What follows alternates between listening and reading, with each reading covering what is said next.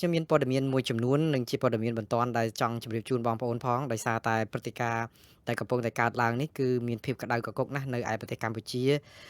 គឺយោធាថៃចាប់ផ្ដើមប្លង់គ្រាប់យ៉ាងសន្ធាប់កំទេចទីតាំងជាច្រើននៅក្នុងដែនអធិបតេយ្យរបស់កម្ពុជាហើយអ្វីដែលគួរឲ្យប្លែកចម្លែកមែនតើហ្នឹងគឺមិនថាប្លែកចម្លែកបើន័យថាអ្វីដែលគួរឲ្យអាសូរមែនតើហើយនឹងអឺជាការគួរឲ្យកោតទោសថៃមែនតើហ្នឹងគឺនៅពេលដែលនាយករដ្ឋមន្ត្រីខ្មែរលោកហ៊ុនម៉ាណែតលោកដូណាល់ត្រាំលោកអាន់វ៉ាអ៊ីប្រាហ៊ីមហើយនឹងនាយករដ្ឋមន្ត្រីចាំផ្ទះរបស់ថៃអនុទិនច័ន្ទវរៈកុលហ្នឹងក៏បានជួបគ្នាតាមទូរស័ព្ទដូចជានិយាយគ្នាអីហើយតាក់ទងនឹងអាស្ថានភាពនៅតាមព្រំដែននេះដូចជាមានការអះអាងឬក៏សន្យាអីទៅហើយក៏ប៉ុន្តែស្រាប់តែចាប់ពីម៉ោង2ភ្លឺរំលងអាធ្រាត្រចូលដល់ថ្ងៃទី13នេះមកគឺថាថៃសម្រុកខ្លាំងមែនតើប៉ុន្តែមិនមែនជារឿងអីដែលប្លែកចម្លែកទេព្រោះទម្លាប់របស់ថៃនេះគឺអញ្ចឹងឯងគឺឲ្យតែពេលដល់អាពេលចិត្តឈប់បាញ់គ្នាឬក៏មានកិច្ចព្រមព្រៀងអីមួយហ្នឹងគឺសម្រុកវាយផ្ដាច់តែម្ដងវាយយកកន្លែងណាឈរជើងកន្លែងហ្នឹងគឺស្លាប់ចោលអានេះហើយគឺជារឿងដែលដូចថាចិញ្ចឹមសង្គ្រាមជាជាងចង់បានភាពសុខដុមរមនាជាមួយគ្នាដូច្នេះនៅក្នុងការផ្សាយផ្ទាល់នៅពេលនេះគឺខ្ញុំនឹងជម្រាបជូនដំណឹងព័ត៌មានឬក៏ដំណឹងជូនបងប្អូនទូទៅតាក់ទងនឹងស្ថានភាពចុងក្រោយសរុបសភាពការតើក្រសួងការពារជាតិថ្លែងការណ៍យ៉ាងម៉េចស្ដីអំពីការបាញ់ទម្លាក់ផ្ដាច់ស្ពានផងទម្លាក់សន្តាគារកាស៊ីណូផងវាយចូលក្នុងទីផ្សេងភូមិភាគ3ភូមិភាគ4ភូមិភាគ5ហើយដំណឹងពីសមរភូមិមុខយ៉ាងម៉េចដែរនៅក្នុងពេលនេះតើប្រាសាទខ្នាយ៉ាងម៉េចទៅហើយតើនៅតំបន់អូស្មាច់សំរោងឬក៏កន្លែងទីផ្សេងភូមិព្រៃច័ន្ទភូមិជោគជ័យច្រកអានសេះ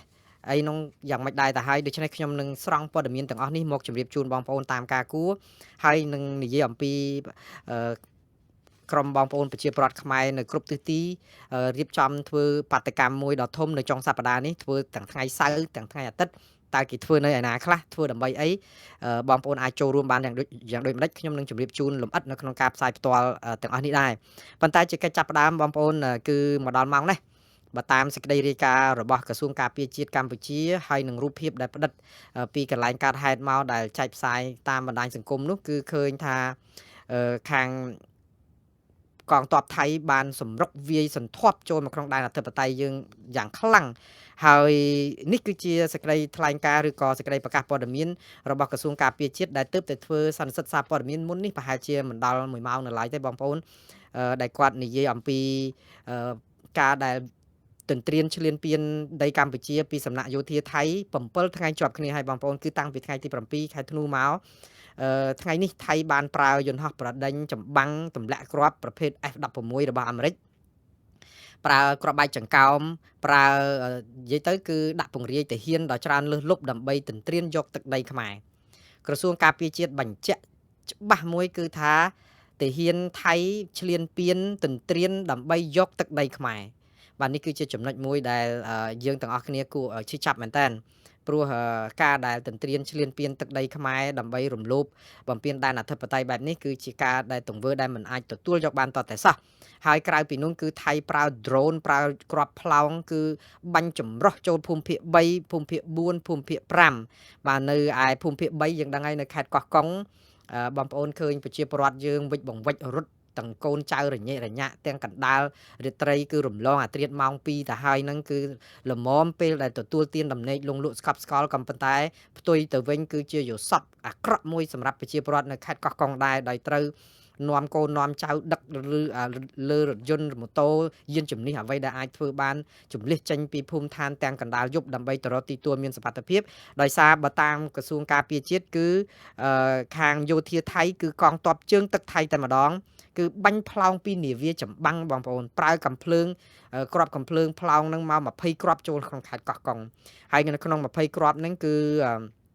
ធ្លាក់នៅផ្លូវបំបែកកោះយ៉នោះ2គ្រាប់ឆ្នេរខាងត្បូងវត្តបាក់ខ្លងមួយគ្រាប់ក្រោយអាគារសន្តាគារនោះ2គ្រាប់ហើយក្រៅពីនោះធ្លាក់ចូលនៅក្នុងអាងទឹកប៉ុន្តែស្នូគ្រាប់នេះក៏បានស្ងប់ទៅវិញទៅហើយមកដល់ម៉ោងនេះគ្រាន់តែថាប្រជាពលរដ្ឋតើមានការទុកចិត្តយ៉ាងដូចម្ដេចទៅដែលទីឋានភូមិឋានដ៏សុខសុវត្ថិភាពស្រាប់តែត្រូវបានប្រចាំមិត្តដែលជាសត្រូវឈ្លានពានទម្លាក់គ្រាប់ចូលមកយ៉ាងបំពេញទាំងកណ្ដាលយប់ដូច្នេះនេះគឺជារឿងមួយដែលពិបាកអត់ឱនឲ្យថៃបានណាស់ ហើយនៅភូមិភាគ4này nóវិញខាងខេត្តព្រះវិហារតាំងពីម៉ោង5ព្រឹកដល់ម៉ោង8ព្រឹកហ្នឹងក៏ខាងក្រសួងការពារជាតិបញ្ជាក់ថាកំភ្លើងធំក្របបែកចង្កោមថៃបាញ់ទម្លាក់ស្រោចនៅក្នុងភូមិសាស្ត្រប្រាសាទព្រះវិហារហើយនឹងកំភ្លើងធំនឹងក៏បាញ់ចូលភូមិសាស្ត្រប្រាសាទខ្នាដែរប្រាសាទខ្នារបស់ខ្មែរអើយតើអ្នកនឹងអាចនៅថិតថេរឬក៏អាចឈររឹងដើម្បីទប់នឹងការដែលព្យុះព្យូមៀនឹងចិត្តមៀរបស់ខាងភាគីថៃបានយូរប៉ុណ្ណាតើទាហានខ្មែរយើងនៅតំបន់ប្រាសាទខ្នារងទុកបុកម្នេញយ៉ាងដូចម្ដេចតកតងនឹងការដែលខំប្រឹងការពារដែនអធិបតេយ្យរបស់កម្ពុជាយើងប៉ុន្តែរងគ្រាប់កំភ្លើងនិងគ្រាប់ផ្លោងនិងដ្រូននិងសោះបែបនេះខ្ញុំអសូរបងប្អូនណាខ្ញុំបើសិនជាប្រាសាទខ្នារបានទៅដល់ដៃថៃនៅក្នុងពេលនេះក៏មិនមានអីភ្ញាក់ផ្អើលដែរបងប្អូនតស៊ូអស់ពីចិត្តអីព្រោះអីថៃចង្រៃណាបាទតែយ៉ាងណាបងប្អូនគឺដាច់ខាតយើងនៅមានយន្តការអន្តរជាតិត្រូវតែប្តឹងទៅតុលាការយុត្តិធម៌អន្តរជាតិឲ្យខាងតែបានដាច់ខាតបើទោះបីជារឿងនេះ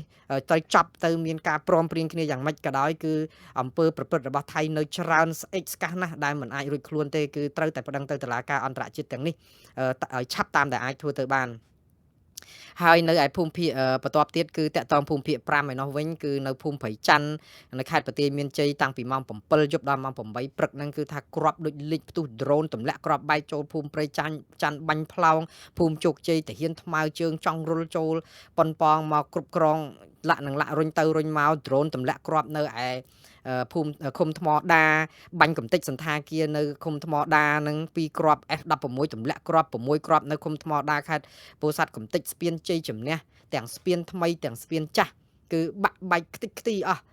បងប្អូនខ្ញុំសុំកែតម្រូវព័ត៌មានមួយចំនួនព្រោះខ្ញុំផ្សាយពេលដែលពាណិជ្ជកម្មមុនផ្សាយនេះគឺខ្ញុំបានដកស្រង់ប្រភពពី PR Cambodian Government ដែលជាអាចថាជាប្រភពព័ត៌មានពីរដ្ឋាភិបាលខ្មែរដែរហើយសរសេរតាក់ទងនឹងស្ពានជ័យជំនះឬស្ពានមេទឹកនេះដែលថាមានកន្លងដល់ទៅ8កន្លងបានន័យថាផ្លូវបើកដល់ទៅ3កន្លងផ្លូវនោះតាមពិតមិនមែនទេគឺស្ពាននេះគឺយើងឃើញរូបភាពជាក់ស្ដែងមានតែទៅមកទេបានន័យថា2កន្លងតែប៉ុណ្ណោះប៉ុន្តែយ៉ាងណាស្ពានបេតុងមួយនេះត្រូវបានគ្រាប់បែកទម្លាក់ពីអាកាសមកគឺខ្ទេចខ្ទីប្រើប្រាស់ឡើងកើតទៅហើយនេះគឺជាអំពើឈ្លានពានទន្ទ្រានដល់ដែនអធិបតេយ្យហួសបន្ទាត់ក្រហមឆ្ងាយណាស់បងប្អូនមិនដឹងជាហួសដល់ណាទេបាទនេះគឺជាព័ត៌មានសង្ខេបតកតងនឹងអ្វីដែលកំពុងកើតឡើងក្រៅពីនោះតំបន់ផ្សេងទៀតក្រសួងការពារជាតិថា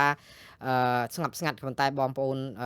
ប្រាប់មកពីតំបន់ផ្សេងដែលកំពុងតែព្រួយបារម្ភអំពីការវាយសន្ធាប់របស់ថៃនៅគ្រប់មុខព្រួយដែរតែយ៉ាងណាម្ដងទៀតបងប្អូនខ្ញុំនៅតែបន់ស្រន់បួងសួងសូមឲ្យវត្ថុស័ក្តិសិទ្ធិនៅក្នុងលោកជួយថែរក្សាកងទ័ពរបស់យើងនៅជួរមុខហ្នឹងសូមឲ្យឈ្នះអស់កម្លាំងមារសត្រូវរបស់ថៃនេះហើយឲ្យបានទទួលជ័យជំនះដើម្បីការពារដែនអធិបតេយ្យនិងបូរណភាពដែនដីរបស់យើងឥឡូវនេះយើងវិលទៅវិញថាតើហេតុអីបានជាម៉ោងនេះមកមានគ្រាប់ធ្លាក់ស្រោចហើយកាន់តែខ្លាំងជាងមុនក្រែងជជែកគ្នាជាមួយលោកត្រាំហើយមិនអញ្ចឹងហ៎ក្រែងមានកិច្ចព្រមព្រៀងអីឬក៏ព្រមត្រូវរើគ្នាហើយមែនទេព្រោះអីលោកត្រាំបងប្អូនប្រហែលជាបានជ្រាបហើយមិនអញ្ចឹងហ៎ខ្ញុំនឹងអានសាររបស់លោកត្រាំម្ដងទៀតឥឡូវនេះលោកត្រាំចូលទទួលទានដំណេកលងលក់ស្កប់ស្កល់បាត់ទៅហើយព្រោះម៉ោងនេះគឺម៉ោង10យប់ទៅហើយនៅឯរដ្ឋធានី Washington ឬក៏លោកមិនទាន់ទទួលទានដំណេកនៅអង្គុយមើល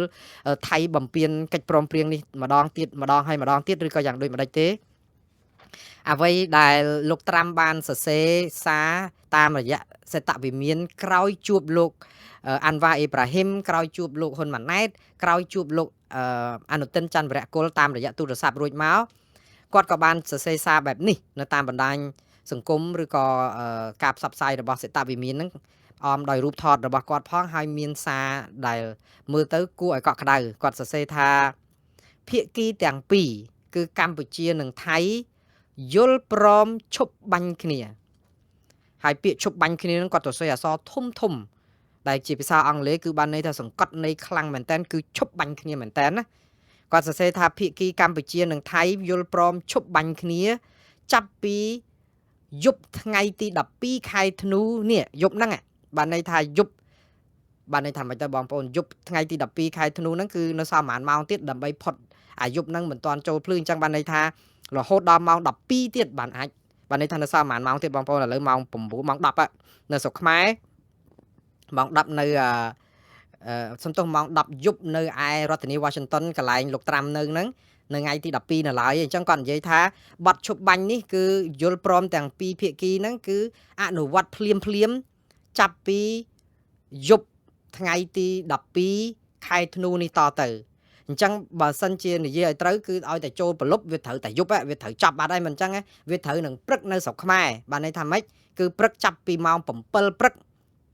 គឺចាត់ទុកថាបទឈប់បាញ់ហ្នឹងគឺត្រូវឈប់ហើយ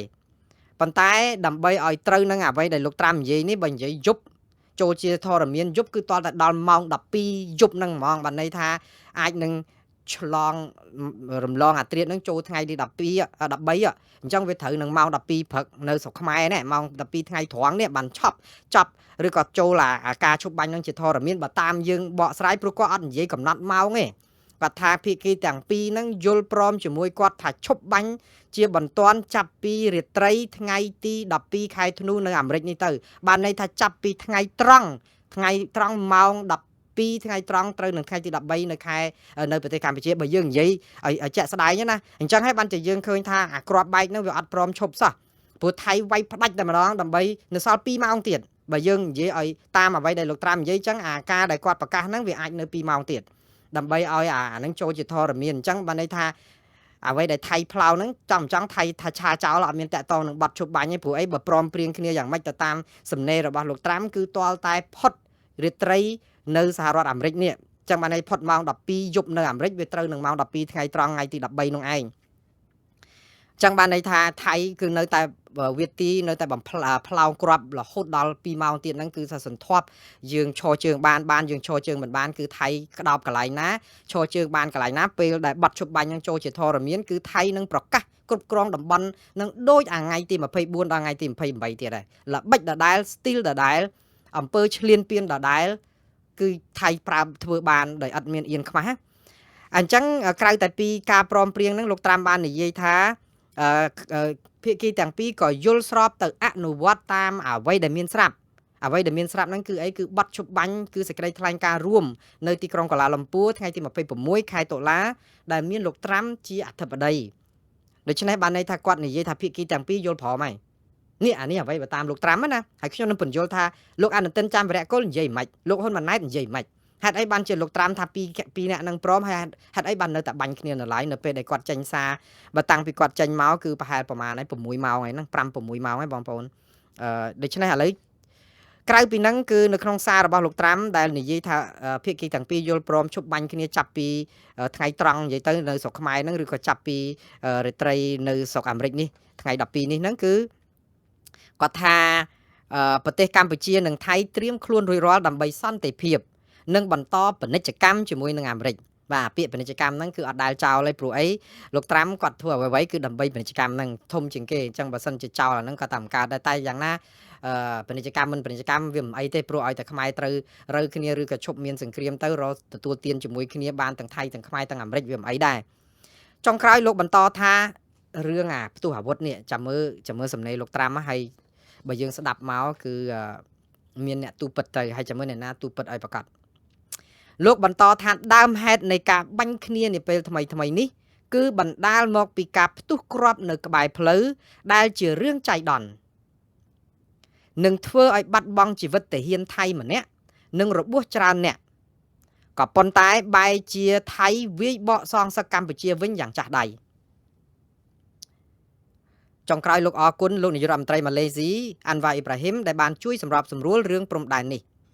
បាទបងប្អូនម្ដងទៀតគឺលោកត្រាំថ្ងៃទី12ខែធ្នូកាលពីព្រឹកថ្ងៃទី12ខែធ្នូនៅស្រុកអាមេរិកនេះគឺត្រូវនឹងយប់ថ្ងៃទី12ខែធ្នូនៅស្រុកខ្មែរហ្នឹងគឺគាត់បានទូរស័ព្ទទៅមេដឹកនាំថៃកម្ពុជានិងម៉ាឡេស៊ីដើម្បីដោះស្រាយរឿងព្រំដែនឥឡូវខ្ញុំបកស្រាយពន្យល់បន្តិចពីរឿងសាររបស់លោកដូណាល់ត្រាំដែលនិយាយអំពីថាអ្នកណានាំអាចមុនហើយរឿងនេះគឺជារឿងសំខាន់ណាស់ជាប្រវត្តិសាស្ត្រតើលោកត្រាំស្ដាប់អ្នកណាហើយកាន់ជើងអ្នកណាហើយអ្វីដែលបកស្រាយនឹងវាយ៉ាងម៉េចហើយអ្នកណារាយការណ៍ប្រាប់គាត់អំពីព្រឹត្តិការណ៍ដែលផ្ទុះអាវុធដំបូងហ្នឹងបើតាមអ្វីដែលគាត់និយាយថាដើមហេតុនៃការបាញ់គ្នានាពេលថ្មីនេះបានន័យថាព្រឹត្តិការណ៍ដែលកើតឡើងពីថ្ងៃទី7ខែធ្នូមកហ្នឹងគឺបណ្ដាលមកពីការផ្ទុះគ្រាប់នៅក្បែរផ្លូវគឺក្បែរដងផ្លូវដែលជារឿងចៃដន្យទេ It's an accident ហើយនៅពេលដែលរឿងហ្នឹងជារឿងចៃដន្យសោះធ្វើឲ្យបាត់បង់ជីវិតមនុស្សគឺបាត់បង់ទាហានជាយុជីវិតទាហានថៃម្នាក់និងបាត់របួសទាហានថៃជាច្រើនផ្ទុយទៅវិញគឺថៃបែរទៅជាវាយបកសងសឹកកម្ពុជាយ៉ាងចាស់ដៃក្នុងន័យនេះលោកត្រាំប្រហែលជាចង់និយាយថាបើគ្រាន់តែមានការផ្ទុះអាវុធដោយរឿងចៃដន្យចឹងបានន័យថាម៉េចចៃដន្យនេះវាអាចជារឿងចៃដន្យដែលកើតឡើងពីខាងកងកម្លាំងកម្ពុជាដែរព្រោះបើសំណេរបែបនេះនិយាយថារឿងហ្នឹងផ្ទុះអាវុធដំបងហ្នឹងគឺជារឿងចៃដន្យធ្វើឲ្យស្លាប់ទាហានថៃហើយរបួស8នាក់ហើយថៃស្រាប់តែវាយបកសងសឹកមកខ្មែរសន្ធាប់ខ្ញុំជឿថាមិនមែនជាសេចក្តីរាយការណ៍របស់លោកអនុទិនច័ន្ទវរៈគុលទេច្បាស់ណាស់គឺជាសេចក្តីរាយការណ៍របស់លោកហ៊ុនម៉ាណែតដែលជានាយករដ្ឋមន្ត្រីខ្មែរហេតុអីបានជាខ្ញុំទាញសេចក្តីសន្និដ្ឋានបែបនេះព្រោះអត់មានរឿងអីថៃទៅប្រាប់សហរដ្ឋអាមេរិកប្រាប់ថាផ្ទុះអាវុធហ្នឹងគឺជារឿងចៃដន្យដូច្នេះហើយបានជាថៃវាយសន្ធាប់មកស្រុកខ្មែរវិញដើម្បីសងសឹកទេវាអត់ទេវាច្បាស់ជានាយករដ្ឋមន្ត្រីខ្មែរគឺលោកហ៊ុនម៉ាណែតលោកច្បាស់ជាជម្រាបទៅលោកដូណាល់ត្រាំប្រាប់ថារឿងដែលផ្ទុះអាវុធថ្ងៃទី7ដែលធ្វើឲ្យទាហានថៃម្នាក់ស្លាប់និងរបួស8នាក់ហ្នឹងគឺជារឿងចៃដន្យទេមិនមែនជារឿងចេតនាដោយទាហានខ្មែរទេអញ្ចឹងរឿងនេះគឺវាអាចផ្ដើមពីការផ្ទុះអាវុធហ្នឹងបើតាមការសន្និដ្ឋានទេខ្ញុំមិនថាលោកហ៊ុនម៉ាណែតនិយាយចឹង 100% នេះទាញសមត្ថកម្មសុទ្ធសាធទៅនេះពួកអីតិចទៀតបងប្អូនខ្ញុំនឹងបកស្រាយអំពីអ្វីដែលលោកហ៊ុនម៉ាណែតបញ្យល់វិញម្ដងតើរឿងនឹងវាយ៉ាងម៉េចម្ដងនេះគឺខ្ញុំនិយាយនេះគឺចង់សម្ដៅទៅលើ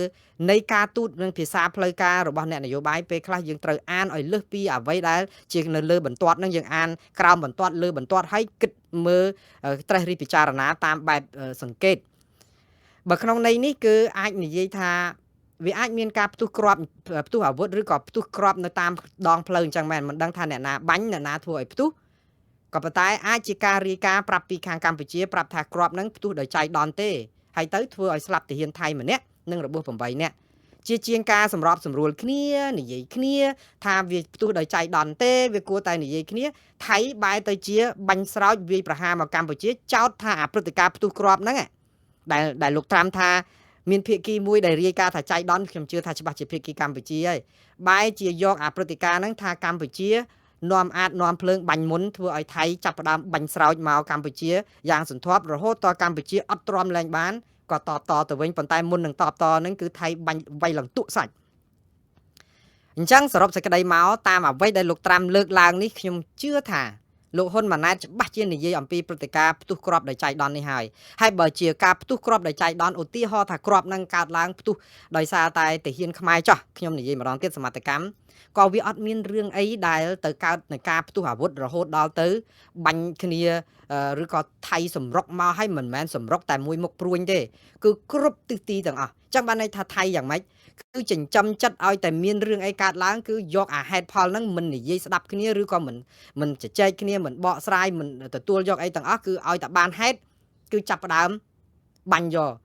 ដូច្នេះមានន័យថាអាចថៃបង្កើតឲ្យមានព្រឹត្តិការណ៍នឹងខ្លួនឯងដែរដើម្បីជាលេសនៅក្នុងការដែលឲ្យមានស្លាប់ទាហានខ្លួនហើយរបួសទាហានខ្លួនអញ្ចឹងយកហេតុផលហ្នឹងវាយសន្ធាប់មកកម្ពុជាយ៉ាងសន្ធាប់ហើយគ្រប់ទិសទីគ្រប់មុខព្រួញទៀតបើសិនជាវាយសន្ធាប់តែអាកន្លែងផ្ទុះគ្រាប់ហ្នឹងណាដូចជាមិនសង្ស័យអីទេថាអាចជាការសងសឹកតែមួយកន្លែងហ្នឹងឯងប៉ុន្តែដល់ពេលរឿងហ្នឹងតែមានកើតឡើងអញ្ចឹងសោះស្រាប់តែយើងទៅដុតផ្ទះពេញភូមិទាំងអស់គ្រប់ភូមិគ្រប់ស្រុកឆ្លោះគ្នាតែពីផ្ទះហ្នឹងកន្លែងហ្នឹងច្រកហ្នឹងហើយស្រាប់តែយើងដើរដុតពេញភូមិតើចេតនារបស់យើងអ្វីឲ្យប្រកបទៅអញ្ចឹងបានន័យថាថៃមានចេតនាឈ្លានពានកម្ពុជារងចាំតែឱកាសដើម្បីនឹងអត់ឲ្យឆេះបានន័យថាឲ្យតែមានឃើញតែបន្តិចគឺដឹងថាខ្លួនហ្នឹងគឺផ្ទុះឈ្នួនអាសង្គ្រាមនឹងភ្លាមតែម្ដងអានេះខ្ញុំនិយាយនេះគឺអាចថាកម្ពុជាអាចនឹងប្រាប់គេថារឿងហ្នឹងគឺជារឿងចៃដន្យអញ្ចឹងមិនមែនជាចេតនាទេព្រោះកម្ពុជាសន្សំសុខតែវាអាចមានរឿងផ្ទុះគ្រាប់ផ្ទុះអីដោយចេតនាហើយវាអាចធ្វើឲ្យទាហានថៃស្លាប់អីហ្នឹងមិនមែនជាការបាញ់ដើម្បីនាំអាតអីអញ្ចឹងទេបាទនេះម្ដងទៀតគឺជាការសង្កេតទៅតាមខ្លឹមសារដែលលោកត្រាំផ្សព្វផ្សាយនៅក្នុងសារព័ត៌មានឬក៏សេតវិមានទេខ្ញុំនិយាយនេះម្ដងទៀតជាសមត្ថកម្មដោយផ្អែកទៅលើអង្គហេតុនៃសេចក្តីថ្លែងការណ៍របស់លោកត្រាំដែលមិនសរសេរលម្អិតហើយលោកត្រាំបានបន្ថែមទៀតថាភាគីគេព្រមគ្នាអស់ហើយឥឡូវចាំមើលស្ដាប់សម្ដីរបស់លោកអនុទិនច័ន្ទវរៈគុលវិញតើលោកនិយាយអីគេខ្លះមានតាក់ទងរឿងផ្ទុះគ្រាប់នឹងអត់ នៅពេលដែលលោកច័ន្ទវរៈគុលគឺនិយាយជាមួយនឹងលោកត្រាំគឺអត់មានអីក្រៅពីទូពិតលោកត្រាំថាខ្លួនជាជនរងគ្រោះហើយអ្វីដែលច្បាស់ទៀតហ្នឹងគឺអនុទិនច័ន្ទវរៈគុលណាជួបលោកត្រាំម៉ោង 9:20 នាទីយប់មិញម៉ោង 10គាត់ធ្វើសន្និសីទសារព័ត៌មានហើយគាត់ពន្យល់ប្រាប់សាធារណជនថាគាត់បានប្រាប់លោកត្រាំអស់ហើយអំពីអ្វីដែលជាការឈ្លានពានរបស់កម្ពុជាក្នុងដែនអធិបតេយ្យរបស់ថៃហើយថាកម្ពុជានាំភ្លើងនាំអាតមុនអញ្ចឹងបានន័យថាថៃគិតថាព្រឹត្តិការណ៍ផ្ទុះគ្រាប់ថ្ងៃទី7ហ្នឹងដែលមើលទៅអាចកម្ពុជារាយការណ៍ថាចៃដន្យក៏ថៃមិនអាចទទួលយកបានដែរថាកម្ពុជាបាញ់មុនទើបថៃបាញ់មកនេះឥឡូវយើងឃើញកាឡាលើគោកនៅកន្លែងហ្នឹងហើយអញ្ចឹងលោកអនុទិនច័ន្ទវរៈគុលគាត់ប្រាប់ដល់លោកត្រាំថានិយាយទៅលោកច័ន្ទវរៈគុលចេញមកគឺអត់មានលទ្ធផលអីសោះហ្មងទីមួយគឺអត់មាននិយាយពីកិច្ចព្រមព្រៀងសន្តិភាពឈប់បាញ់អីហ្នឹងគឺអត់មានទេលោកអនុទិនអត់មាននិយាយពីរឿងបាត់ឈប់បាញ់ទេអត់មាននិយាយព្រមព្រៀងអីទាំងអស់គឺក្រៅតែពីទទួលពិតលោកត្រាំថាខ្លួនហ្នឹងគឺជាជនរងគ្រោះទម្លាក់កំហុសលើកម្ពុជាអីចឹងទៅថាកម្ពុជានាំអាតនាំភ្លើងហើយថៃប្រាប់ទៅលោកត្រាំទៀតថាបើចង់ឲ្យមានបាត់ឈប់បាញ់ឬឲ្យមានសុខសន្តិភាពកុំប្រាប់ថៃទៅប្រាប់កម្ពុជាឲ្យកែចរិតឬក៏ស្ដារស្ថានភាពមកស្ថានភាពដើមវិញព្រោះថៃគឺជាជនរងគ្រោះនេះអ្វីដែលលោកអនុទិនទូពិតទៅលោកត្រាំណាហើយអ្វីដែលគាត់និយាយទៀតថាចំហថៃគឺចោតកម្ពុជាថាកម្ពុជាសម្ោចក្នុងខោជាអ្នកបង្កហេតុមុនហើយលោកបានប្រកាសប្រាប់លោកត្រាំដោយខ្ញុំជម្រាបចឹងគឺគួរតែប្រាប់ឲ្យកម្ពុជាគោរពបាត់ជប់បាញ់កុំប្រាប់ថៃអីព្រោះថៃជាជនរងគ្រោះទេគាត់តែការពារខ្លួនជាងនេះទៅទៀតលោកថាលោកត្រាំមិនបានគម្រាមរឿងដំឡើងពន្ធដើម្បីដាក់សម្ពាធថៃឲ្យធ្វើអ្វីនោះឡើយណាបានន័យថាលោកត្រាំអត់បាននិយាយថាណែឯងត្រូវចូលមកគោរពបាត់ជប់បាញ់ឬក៏ចាប់ដៃគ្នាវិញទៅបើអត់ទេនឹងដាក់ពន្ធដាក់អីលោកអនុទិនច័ន្ទវរៈគុលបញ្ជាក់ថាលោកត្រាំអត់មាននិយាយរឿងដាក់សម្ពាធរឿងពន្ធរឿងសម្ពាធអីទាំងអស់យោធាអីក៏អត់ដែរអញ្ចឹងសរុបសេចក្តីមកគឺការបាញ់គ្នានៅតែបន្តទេបើតាមអ្វីដែលលោកអនុទិនច័ន្ទវរៈគុលថ្លែងសារវាផ្ទុយទៅនឹងអ្វីដែលលោកត្រាំថ្លែងយើងអត់ដឹងថាលោកត្រាំហេតុអីបានជាថ្លែងសារបែបនេះនៅពេលដែលលោកអនុទិនច័ន្ទវរៈគុលអត់មានបាននិយាយថាព្រមព្រៀងជាមួយលោកត្រាំសោះអញ្ចឹងបានន័យថាលោកត្រាំបានពាក្យមកពីណាដែលថាភាគីទាំងពីរព្រមព្រៀងឈប់បាញ់ចាប់ពីម៉ោង 12 ថ្ងៃត្រង់នៅឯប្រទេសកម្ពុជាថ្ងៃទី 13 នេះត្រូវនឹងយប់នៅ DC វាអត់មានយើងអានេះចាំមើលប្រតិកម្មរបស់សេតវិមានថ្ងៃនេះភ្លឺបានន័យថាត្រូវយប់នៅស្រុកខ្មែរនេះទៀតយ៉ាងម៉េចទៅវិញហើយឥឡូវយើងមើលលទ្ធផលពីខាងកម្ពុជាវិញម្ដងប៉ុន្តែមុននឹងស្ដាប់ប្រសាសន៍របស់លោកហ៊ុនម៉ាណែតដែលថ្លែងអំពីការដែលគាត់ថ្លែងទៅលោកត្រាំខ្ញុំចង់ឲ្យបងប្អូនស្ដាប់លោកអាន់វ៉ាអ៊ីប្រាហ៊ីមវិញព្រោះអីដល់ពេលដែលគាត់ទេទៅអ្នកទាំងអស់ហ្នឹងគឺគាត់បានទេទៅគ្រប់ភាគីហ្នឹងហើយទៅលោកអាន់វ៉ាអ៊ីប្រាហ៊ីមក៏លោកបានផ្ញើសារមួយតាមបណ្ដាញសង្គម Facebook របស់លោកថាបានជួបទូរស័ព្ទជាមួយនឹងលោកដូណាល់ត្រាំនៅក្នុងថ្ងៃជាមួយគ្នានោះដែរចាំបានន័យថាលោកត្រាំទេទៅទាំងអស់ទេម្ដងម្នាក់គឺទេទៅទាំង3នាក់ហ្នឹងគឺទាំងលោកហ៊ុនម៉ាណែតទាំងលោកអនុទិនច័ន្ទវរៈគុលទាំងលោកអាន់វ៉ាអ៊ីប្រាហ៊ីមលោកអាន់វ៉ាអ៊ីប្រាហ៊ីមគាត់ឆ្លើយអញ្ចេះគាត់សរសេរនៅលើបណ្ដាញសង្គម Facebook ថាលោកបានជួបប្រស្រ័យតាក់ទងតាមទូរស័ព្ទជាមួយនឹងលោកដូណាល់ត្រាំដើម្បីរកដំណោះស្រាយបញ្ចប់ចំនួនរវាងកម្ពុជានិងថៃហើយលោកបាននិយាយថាតែប៉ុណ្ណេះទេលោកថានឹងកោះប្រជុំពិសេសរដ្ឋមន្ត្រីការបរទេសអាស៊ានឆាប់ដើម្បីរកដំណោះស្រាយបន្ថយកម្ដៅព្រំដែនថៃប្រសាសន៍របស់លោកអាន់វ៉ាអ៊ីប្រាហ៊ីមនេះណាគឺក៏ផ្ទុយជាមួយនឹងអ្វីដែលលោកត្រាំនិយាយថាភាគីទាំងពីរព្រមព្រៀងគ្នាជប់បាញ់ដែរព្រោះអីលោកអាន់វ៉ាអ៊ីប្រាហ៊ីមប្រាប់ថានឹងកោះប្រជុំពិសេសរដ្ឋមន្ត្រីការបរទេសអាស៊ានឆាប់ដើម្បីរកដំណោះស្រាយបន្ថយកម្ដៅព្រំដែនបានន័យថាម៉េចបានន័យថាភាគីទាំងពីរអត់ព្រមគ្នាផងហ្នឹងបានសំទោសភាគីទាំងពីរអត់ព្រមខ្ញុំនិយាយថាថៃអត់ព្រមទេបើកម្ពុជា 100% ខ្ញុំជឿថាអត់មានអីទាស់ទេព្រោះកម្ពុជាចង់វិលទៅរកភាពប្រក្រតីព្រោះយើងអត់ចង់ឲ្យមានអាចចម្បាំងរាំងជលហ្នឹងទេព្រោះកន្លងមកយើងអត់ធ្មត់មកអាយុហើយទើបតែតដៃនៅពេលដែលគេវាយទក់សាច់នេះទេឥឡូវនេះគឺនៅក្នុងន័យនេះគឺបានន័យថាម៉េចបានន័យថាអ្វីដែលលោកអាន់វ៉ាអ៊ីប្រាហ៊ីមលើកឡើងនេះគឺវាស្របទៅនឹងលោកអនុទិនច័ន្ទវរៈគុលដែលថាអត់មានបទឈប់បាញ់អត់មានបង្ខំឲ្យមានការឈប់បាញ់អីទេវាខុសពីអ្វីដែលលោកត្រាំថ្លែងសារឥឡូវស្ដាប់លោកណែហ៊ុនម៉ាណែតយើងវិញលោកនិយាយថាម៉េចលោកហ៊ុនម៉ាណែតនៅពេលដែលលោកថ្លែងសារនៅតាមបណ្ដាញសង្គម Facebook របស់លោកតាក់ទងនឹងអ្វីដែលគាត់និយាយជាមួយលោកត្រាំអត់មានបាននិយាយអីច្រើនទេគឺជារួមថាបានជជែកតាក់ទងជាមួយលោកត្រាំហើយគ្រាន់តែប្រាប់ថាភាគីកម្ពុជាមែនតើទៅគឺ ចង់បានឲ្យគោរពបាត់ឈប់បាញ់អញ្ចឹងមែនហើយអញ្ចឹងនៅក្នុងន័យហ្នឹងគឺកម្ពុជាអត់មានអីជំទាស់នៅក្នុងបាត់ឈប់បាញ់ទេបើឈប់កាន់តែឆាប់កាន់តែល្អព្រោះអីកម្ពុជាចង់វិលទៅរកភាពប្រក្រតីឡើងវិញចំណុចនេះគឺលោកហ៊ុនម៉ាណែតនិយាយក្នុងន័យថាបានជួបបានជជែកអំពីការរកវិលទៅរកភាពប្រក្រតីហ្នឹងអ្វីដែលសំខាន់ដែលលោកហ៊ុនម៉ាណែតលើកឡើងមួយដែលគួរឲ្យចាប់អារម្មណ៍ដែលខ្ញុំនិយាយមិញថាតើភាគីណារាយការណ៍ប្រាប់លោកដូណាល់ត្រាំអំពីការផ្ទុះអាវុធដំបូងដែលជារឿងចៃដន្យអ្នកណាផ្ទុះមុនឬក៏មិនផ្ទុះមុនដែលធ្វើឲ្យស្លាប់ទាហានថៃម្នាក់និងរបួស7 8នាក់ហ្នឹងក្នុងចំណុចនេះគឺលោកហ៊ុនម៉ាណែតគ្រាន់តែថ្លែងដូចនេះថាអញ្ចេះចំពោះហេតុការណ៍បាញ់ប្រហារនៅរសៀលថ្ងៃទី7ខែធ្នូឆ្នាំ2025ដែលបណ្ដាលឲ្យមានការផ្ទុះការប្រយុទ្ធជាថ្មីរវាងប្រទេសទាំងពីរលោកអត់បាននិយាយលម្អិតអំពីរឿងផ្ទុះអាវុធដោយចៃដន្យដែលលោកត្រាំនិយាយថាជារឿងចៃដន្យហើយក៏មានស្លាប់ទាហានថៃនឹងទេលោកគ្រាន់តែនិយាយថាហេតុការណ៍ដែលបាញ់ប្រហារនៅរសៀលថ្ងៃទី7ខែធ្នូឆ្នាំ2025ហ្នឹងគឺជាព្រឹត្តិការណ៍ដែលបណ្ដាលឲ្យផ្ទុះអាវុធរហូតដល់ថ្ងៃនេះអត់ទាន់ឈប់នេះដែលផ្ទុះអាវុធរវាងប្រទេសទាំងពីរហ្នឹងលោកបាននិយាយថាលោកបានផ្ដល់យោបល់ថាកងទ័ពឬស្ថាប័នជំនាញរបស់សហរដ្ឋអាមេរិកនិងប្រទេសម៉ាឡេស៊ីអាចប្រើសមត្ថភាពប្រមូលព័ត៌មានរបស់ពួកគេដូចជារូបភាពផ្កាយរណបដែលបានថតអំឡុងពេលនោះនិងក្រោយពេលនោះរយៈពេល24ម៉ោងដើម្បីផ្ទៀងផ្ទាត់មើលថាតើភាគីណាបាញ់មុន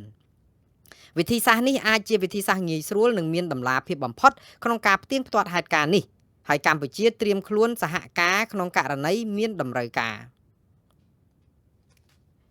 អញ្ចឹងបានន័យថាលោកហ៊ុនម៉ាណែតស្នើឲ្យអ្នកជំនាញយកព័ត៌មានពីផ្កាយរណបវិញទៅមិនចាំបាច់និយាយថាអ្នកណាបាញ់មុនទេ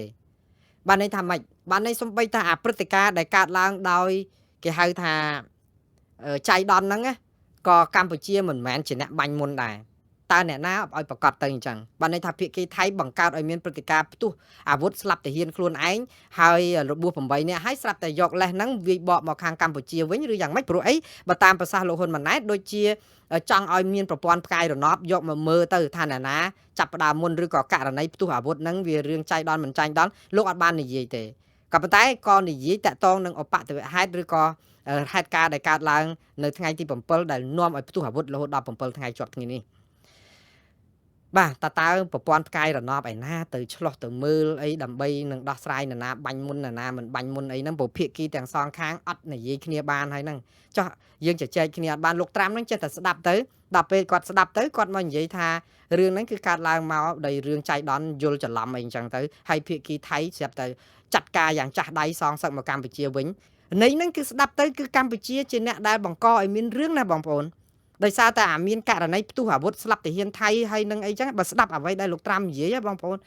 ពិបាកមែនតើដល់ពេលអញ្ចឹងទៅអត់មានដាក់សម្ពាធអីទាំងអស់ព្រោះអីស្ដាប់មកគឺវាហាក់បីដូចជាខាងយើងនឹងគឺជាអ្នកខុសហើយបើសិនជាខុសថាវារឿងចៃដន្យដោយលោកត្រាំថាក៏ថៃមិនគួរណាប្រព្រឹត្តបំពានបែបនេះដែរឧទាហរណ៍ទេណាមកខ្ញុំនិយាយអំពីនិយាយទៅពិបាកមែនតើនៅពេលដែលយើងអត់មានប្រព័ន្ធសារព័ត៌មានឯករាជ្យណាដើម្បីយកទៅវិភាគរឿងហ្នឹងហើយយើងចាំតែស្ដាប់អនុទិនច័ន្ទវរៈកុលនិយាយចឹងទៅលោកហ៊ុនម៉ាណែតនិយាយចេះទៅលោកត្រាំនិយាយផ្សេងចឹងទៅហើយយើងចាប់ផ្ដើមនាំគ្នាវិភាគអីចឹងទៅវាអត់មានអីដែលចេញមកសខ្មៅឃើញច្បាស់អញ្ចឹងណាបងប្អូនតែយ៉ាងណាអ្វីដែលលោកត្រាំលើកឡើងឲ្យមិនដាក់ទណ្ឌកម្មមិនដាក់សម្ពាធអីថៃសោះខ្ញុំជឿថារឿងនេះទម្ងន់នេះហាក់បីដូចជាទម្លាក់មកលើកម្ពុជាច្រើនជាងហើយរឿងនេះគឺជារឿងអកុសលសម្រាប់ខ្មែរយើងទៀតហើយព្រោះបើសិនជាច្បាស់លាស់ថាថៃពិតជាឈ្លានពានកម្ពុជាមែនលោកត្រាំក៏អត់មានរឿងអីត្រូវមន្ទិលដែរហើយនៅសំបីតែដាក់ថាដោយចៃដន្យហើយក៏អត់មានរឿងអីត្រូវរារែកនៅក្នុងការដែលថ្កោលទោសថៃដែរព្រោះអីបើវាជារឿងចៃដន្យសោះហេតុអីបានថៃសងសឹកហើយបើសងសឹកហេតុអីក៏វាយខ្លាំងមកម្លេះហេតុអីក៏បើគ្រាន់តែគ្នាជ្រុលជន់ជើងយើងឧទាហរណ៍ចពុបជើងទៅដួលទៅជន់ជើងយើងបន្តិចជាងការដែលជជែកគ្នាចាប់ដៃគ្នាស្រាប់តែមកទាត់ផងចាក់ផងវាយផងដុតផ្ទះចោលផងបំផ្លាញខុបហេដ្ឋារចនាសម្ព័ន្ធរបស់គ្នាដែលគ្រាន់តែចពុបជើងទៅផងចុះហេតុអីក៏យើងមិនមើលថ្កោលទោសថៃមិនបានបើសិនជារឿងនឹងចៃដន្យដោយអ្វីដែលលោកត្រាំនិយាយណាបងប្អូនតាមដានតទៅទៀតរឿងនេះគឺស្មុគស្មាញមែនតើប៉ុន្តែទ ទោះក្នុងកលៈទេសៈណាក៏ដោយមិនចំពោះថារឿងហ្នឹងឥឡូវរឿងហ្នឹងថាចៃដន្យអ្នកណាចាប់ផ្ដើមអីក៏ដោយអ្វីដែលថៃចាប់ផ្ដើមវាយប្រហារមកកម្ពុជាយ៉ាងសន្ធប់ទាំងកម្ពុជាអត់បានតដៃតាំងពីដើមទីនេះគឺបង្ហាញថាថៃចិញ្ចឹមមហិច្ឆតាឈ្លានពានដណ្ដើមយកដែនអធិបតេយ្យរបស់កម្ពុជានៅកន្លែងផ្សេងទៀតដែលខ្លួនដណ្ដើមអត់ទាន់បានកាលពីថ្ងៃទី24ដល់ថ្ងៃទី28ខែកក្កដាហើយអ្វីដែលជ្រុលហួសហេតុបន្ថែមទៀតនេះគឺនៅតែប្រើ F16 ប្រើគ្រាប់បែកផ្លោងគ្រាប់បែកចង្កោមនៅតែប្រើ drone ប្រើកំភ្លើងផ្លោងគ្រប់ប្រភេទហើយសម្រាប់ប្រជាពលរដ្ឋស៊ីវិលឥឡូវយើងស្លាប់ដល់11នាក់ហើយរបួសជិត100នាក់ហើយទាហានយើងក៏ពលីយ៉ាងច្រើនផងដែរតើនេះឬដែលយើងធ្វើឲ្យថៃរួចខ្លួនណាអត់ឲ្យថៃរួចខ្លួនទេបងប្អូនឥឡូវនេះមិនត្រឹមតែប៉ុណ្ណឹងនៅពេលដែលនិយាយគ្នាតាមទូរស័ព្ទទៅហើយដើម្បីរកសន្តិភាពចោះបើសិនជាយើងគិតថាបើខ្លួនយើងមិនមែនជាអ្នកសម្ោចក្នុងខោទេយើងអត់ចង់មានចំនួនប្រដាប់អាវុធទេយើងចង់បានសុខសន្តិភាពយើងបន្ទោសកម្ពុជាថាជាអ្នករករឿងចោះឥឡូវនៅពេលដែលលោកអាន់វ៉ាអ៊ីប្រាហ៊ីមតាក់ទងទៅហើយលោកត្រាំតាក់ទងទៅហើយយើងខាងកម្ពុជានេះក៏ព្រមទៅហើយថាឈប់បាញ់ក៏ឈប់មកហេតុអីបានជាយើងនៅបន្តបាញ់សន្ធប់មកទៀតតើអ្នកណាមួយដែលមានសតិត្រឹមតែល្មមមើលមិនឃើញថាថៃឈ្លានពានទន្ទ្រានរំលោភសពបែបយ៉ាងតើអ្នកណាមួយដែលមើលមិនឃើញថាថៃបំពានកូនក្មេងក៏គេមើលឃើញអញ្ចឹងដែរព្រោះអីគេខំប្រឹងគ្រប់គ្នាដើម្បីសុំឲ្យមានសុខសន្តិភាពឯផ្ទុយពីទៅវិញនៅពេលដែលដាក់ទូរស័ព្ទចុះទៅនិយាយអួតប្រាប់ពិភពលោកថាអត់មានរឿងឈប់បាញ់ទេតើយើងចង់បានអីឲ្យប្រកាសមើលឥឡូវថៃប្រាប់មើលថាចង់បានអីឲ្យប្រកាសនៅពេលដែលយើងមានទំនាស់គ្នាមិនយល់គ្នាឬក៏អីគឺយើងនាំគ្នាឈប់ទៅហើយយើង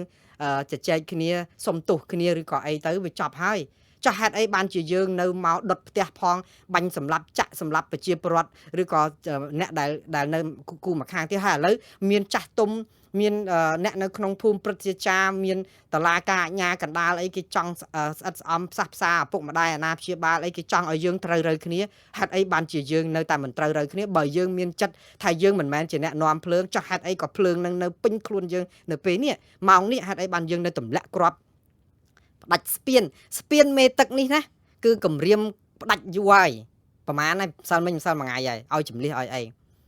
វាគួរតែផ្ដាច់យូរហើយនិយាយទៅបើយើងនិយាយអស់គួរតែទម្លាក់តាំងពីម្សិលមិញមកម្លេះហេតុអីបានមកចាំតតែមានជួបជាមួយនឹងលោកប្រធានាធិបតីសហរដ្ឋអាមេរិកហើយទើបតែមកបាញ់ទម្លាក់បាញ់ផ្ដាច់ហេតុអីក៏បែបហ្នឹងចុះបើមិនទាន់មានហ្នឹងអាហ្នឹងយើងបាញ់ទៅយើងដឹងថាវាហួសហេតុតែវាហួសហេតុមែនតើគឺនៅពេលដែលចែកគ្នាផ្សះផ្សាឲ្យមានអាមេរិកមានអីជួយជាអន្តរាគមន៍ឲ្យយើងមកបន្ថែមចឹងឲ្យបាញ់ផ្លោងគ្រាប់ចូលក្រោះកោះកុងឲ្យយើងបាញ់ចូលក្នុងសន្តាគារទំតិចសន្តាគារកន្លែងផ្សេងទៀតអញ្ចឹងបានន័យថាម៉េចបងប្អូនគឺថៃចិញ្ចឹមមហិច្ឆតាវាយទន្ទ្រានសន្ធប់ក្នុងរយៈពេលប្រមាណម៉ោងនេះទៀតមុននឹងបាត់ឈប់បាញ់ហ្នឹងឬក៏ការព្រមព្រៀងចូលជាធរមានគឺដណ្ដើមតាមដែលលទ្ធភាពដែលអាចធ្វើទៅបានតាមដែលខ្លួនឲ្យបំផ្លិចបំផ្លាញចោលឲ្យអស់មិនបានស៊ីឆ្លីឲ្យខ្ទេចទាំងអស់តែម្ដងនេះគឺជាគំនិតផ្ដាច់ផ្ដាល់ចង្រៃអត្តបាតខ្លាំងមែនតើដែលខ្ញុំមែនតើខ្ញុំជាអ្នករាយការណ៍ព័ត៌មានវាគួរតែមានភាពស្មើនៅកណ្ដាលច្រើនណាប៉ុន្តែចរិតរបស់ថៃកន្លែងនេះមួយគឺហួសហេតុមែនតើបងប្អូនអត់ត្រូវអត់អោនថៃបានតតែសោះហើយខ្ញុំអត់និយាយពីរឿងប្រជាពលរដ្ឋថៃទេណាបងប្អូនអត់មានស្អប់គុំគួនប្រជាពលរដ្ឋនិងប្រជាពលរដ្ឋទេស្អប់គុំគួនឬក៏រលរឿងយោធាក៏ក្រិចរបស់ថៃនិងអ្នកនយោបាយថៃដែលស្មោកគ្រោកដែលប្រព្រឹត្តឲ្យមានបញ្ហានេះកើតឡើងហើយទៅរករឿងផ្ដន់ទាទោសអ្នកទាំងអស់នោះចាប់ទៅទទួលខុសត្រូវទាំងនៅតុលាការ ICC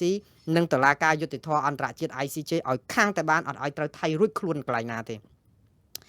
អញ្ចឹងសរុបសេចក្តីមកវិញគឺយើងអាចនិយាយបានថាថៃគឺចិញ្ចឹមចិត្តចង់ទន្ទ្រានយកដីខ្មែរឲ្យបានតាមដែលអាចធ្វើទៅបាននៅក្នុងរយៈពេលចុងក្រោយមុននឹងមានបទជប់បាញ់